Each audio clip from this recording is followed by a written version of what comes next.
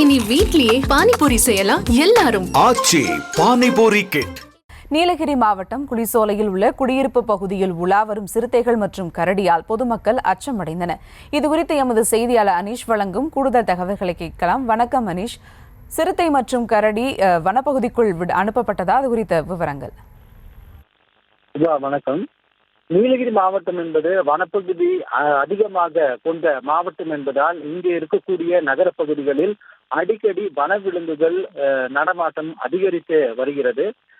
குறிப்பாக நீலகிரி மாவட்டம் உதகை அடுத்த குளிச்சோலை என்னும் கிராமத்தில் 100க்கும் மேற்பட்ட குடும்பங்கள் வசித்து வருகின்றன. இங்கு பிரதானமாக விவசாயம் செய்யப்பட்டு வருகிறது. இந்நிலையில் அங்கு குடியிருந்து வரும் ஒருவர் வீட்டின் சிசிடிவியில் கருஞ்சிறுத்தை, சிறுத்தை ஆகிய 2 சிறுத்தை குடும்பங்களும் அதே போன்று கரடி நடமாடும் வீடியோவும் பதிவாகி அதிர்ச்சி ஏற்படுத்தியுள்ளது. கருஞ்சிறுத்தை மற்றும் சிறுத்தை, கரடி ஒரே இடத்தில் நடமாடிய வீடியோ கண்டு அங்கு உள்ள பொதுமக்கள் அச்சமடைந்துள்ளனர்.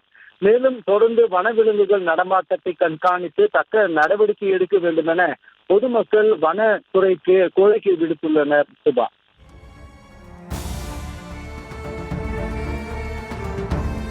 விவரங்களுக்கு நன்றி அனீஷ். இனி வீட்லயே பானிபூரி செய்யலாம் எல்லாரும். ஆச்சி பானிபூரி கிட்.